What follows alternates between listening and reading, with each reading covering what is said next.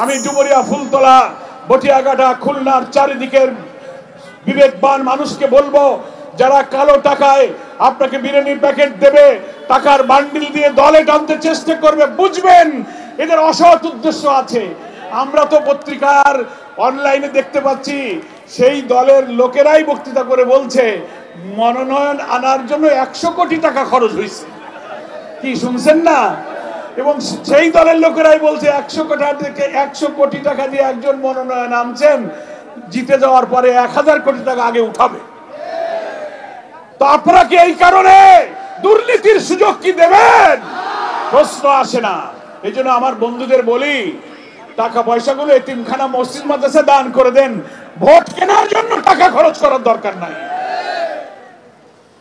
হিন্দু ভাইরা আমার, খুলনা, ডুমুরিয়া, ফুলতলা, বটিয়াঘাটা, দাকব শহর, দৌলতপুর, খালিশপুর, আড়ংঘাটা অসংখ্য হাজার হাজার লক্ষ লক্ষ হিন্দু ভাইরা আমার আছেন।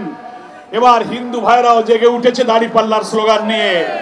তারা বুঝেছে মানুষের আইন দেখেছি, সৃষ্টিকর্তার আইন, আর চরিত্রবান নেতা আসলেই হিন্দুরা বলছে আমরা সবচেয়ে নিরাপদ থাকবো। কি বলেন? আপনারা আমাদের সাথে থাকুন, বিপদে আপদে দুঃখে আমরা আপনাদের পাশে থাকবো ইনশাআল্লাহ।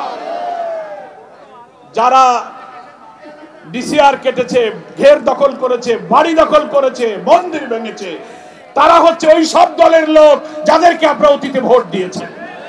এবার আপনারা দাঁড়িপাল্লায় ভোট দিয়ে দেখুন, সবচেয়ে নিরাপদ শান্তিতে আপনারা বসবাস করতে পারবেন ইনশাআল্লাহ। আমার প্রিয় ভাইরা, প্রশাসনকে আমি নিরপেক্ষ থাকতে বলবো।